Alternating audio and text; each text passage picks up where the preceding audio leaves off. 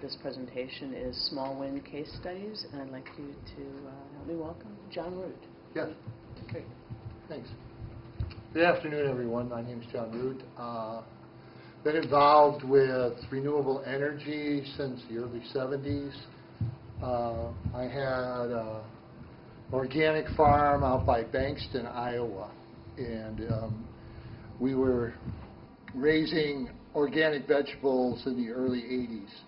And we weren't doing very well doing that because nobody wanted to buy organic vegetables. So then we switched over to organic meat, and that was a little bit better, but it just wasn't quite cutting the bill, and the kids were about ready to revolt for all the work.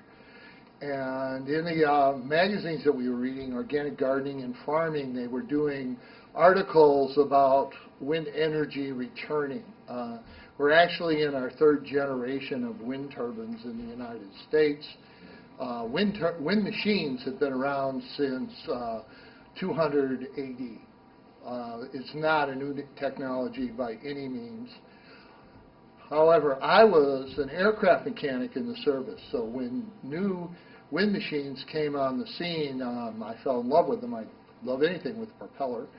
And not that wind turbines really have propellers, they don't, but it looks like one. So I started studying about wind turbines, and I decided that I wanted one, and I wanted it to run my farm.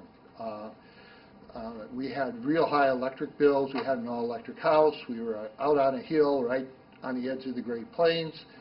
And so I purchased a Jacobs wind turbine in 1981. And our electric bill went from $300 a month down to $50. And we're going to cover that a little bit in this. Turns out there weren't many people around that worked on wind turbines. And so I ended up getting a job working for Jacobs Wind Electric. And for the next 8 years, I serviced wind turbines all over the Midwest. Which was very fortunate because I was a machinist for John Deere, and I kept getting laid off. In that same period of time, I got laid off 8 times from John Deere. So at that point, from 1980 to 1987, I made a pretty good living selling and installing wind turbines. I also had the opportunity of meeting almost all the early innovators in the Midwest. And from that, the company, the Root Cellar, sprang up. And in some manner, shape, or form, I've been running it ever since. A lot of the lean years. It's gotten a whole lot better in the last 5 years. In fact, it's gotten so much better that I retired from my full-time job a year ago last November. And now this is all I do. So what we're going to do here is go through some of the different installations that we've done.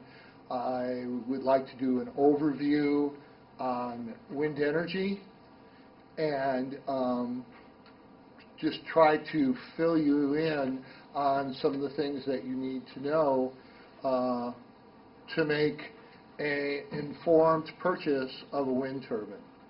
And hopefully that's what you're here for. I guess the first thing with a wind turbine is we're going to talk about site analysis first, because that's where you've got to start. When we started out, am I okay moving around on you? Okay. When we first started out, they called us wind prospectors. And back in the early 80s, that meant you had an old pickup truck, you cooked your lunch on your dashboard, which is usually hot dogs, and you rode all over the countryside looking for good wind spots, okay? And the reason for that is that wind turbine is a machine, okay? Basically, it's a generator on a pole. And you've got to get it up where the wind is. Now, we all want to use our skin for an anemometer, okay? And I'm here to tell you, our skin's a lousy anemometer. And I've climbed up towers up to 140 feet in the air. And I have felt all those different veins, and that's what's up there, is there's veins of wind, and they change as you get higher in the air. And the first 150, well, let me ask a question. What's the worst environment on Earth? For what? For a machine? Probably hydrothermal vents. Yeah, that would definitely be it. Yeah.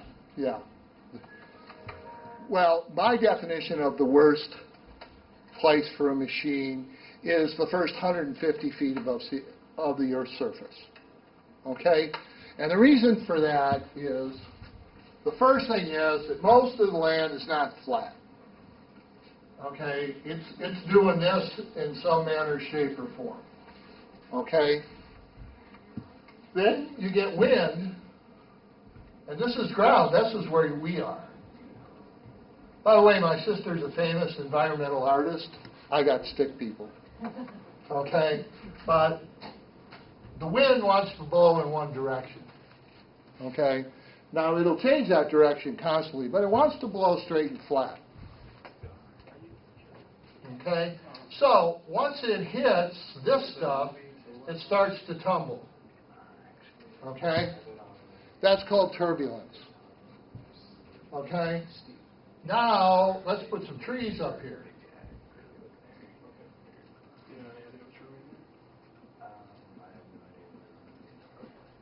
Okay? Trees are God's shock absorbers for wind. Okay?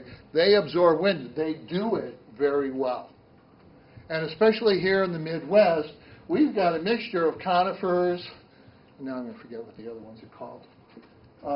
But anyway, we've got a mixture of different kind of trees. The conifers never lose their leaves in the wintertime, deciduous. Is that right? Okay. And I'm not drawing one of them. Okay? They do. Okay? But basically what they do to the wind is these things act, especially if you go out in the country and you look at an old farmstead, they put rows of these babies out, and they put them at different heights. And they do that to block the wind.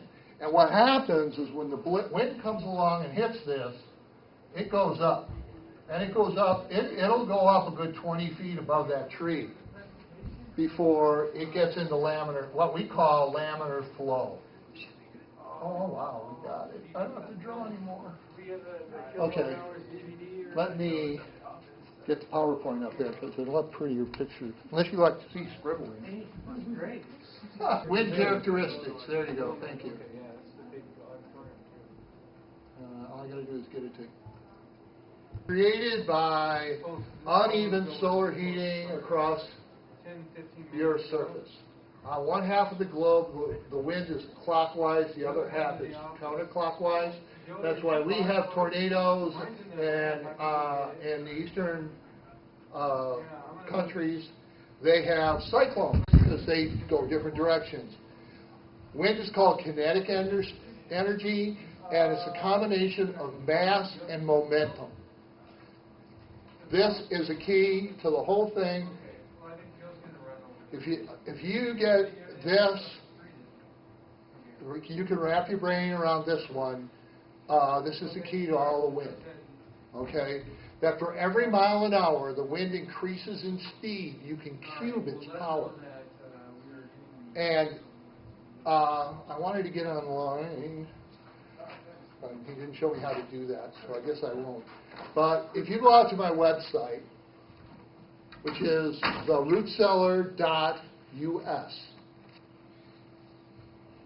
and right now I'm monitoring a wind turbine in Wapello, Iowa, and shortly I'll have another one that's in Alta, Iowa.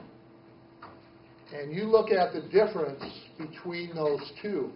One's on the eastern part of the state, the other's on the western part of the state. They're exactly the same turbine on a tower, the same height. Okay? One's at 800 feet, one's at 1,500 feet.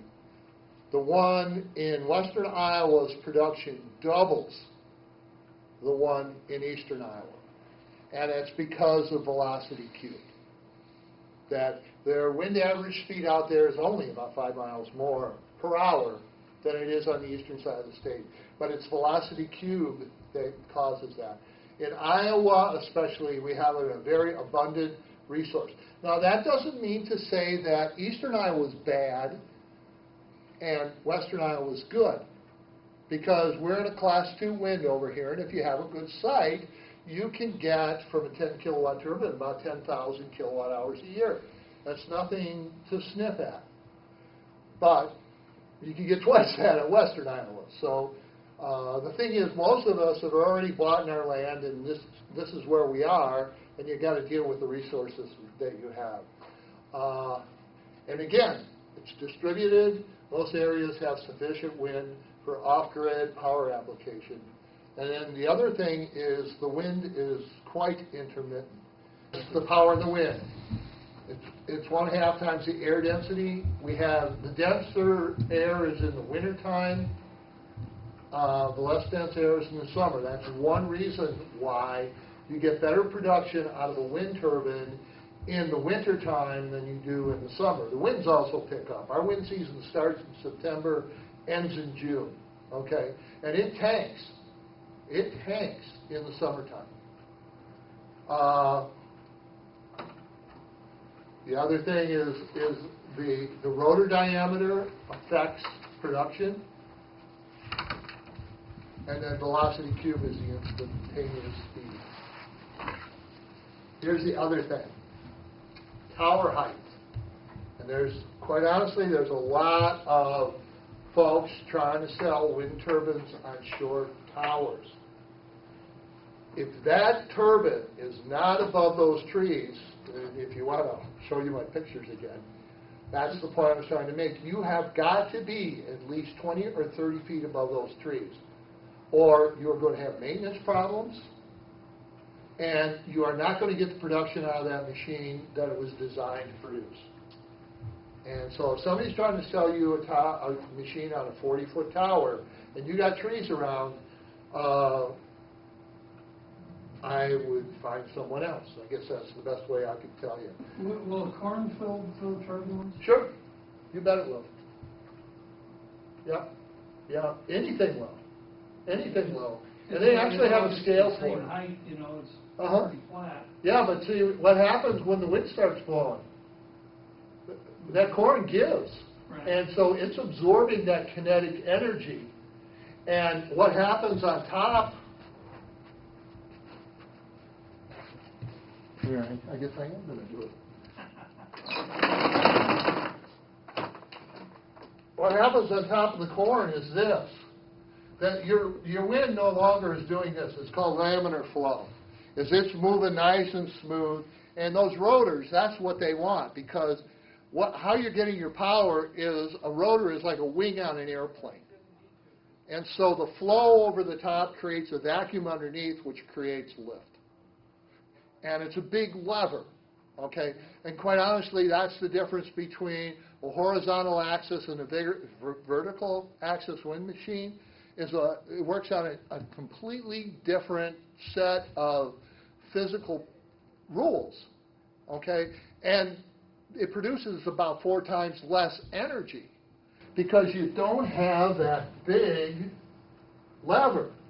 You know, here's the center of your rotor, and you've got lift. You're using leverage.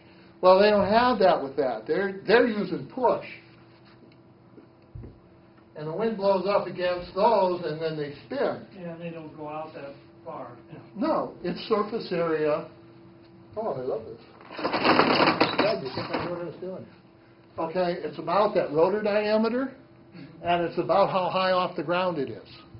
And once you get about 30 feet above those trees,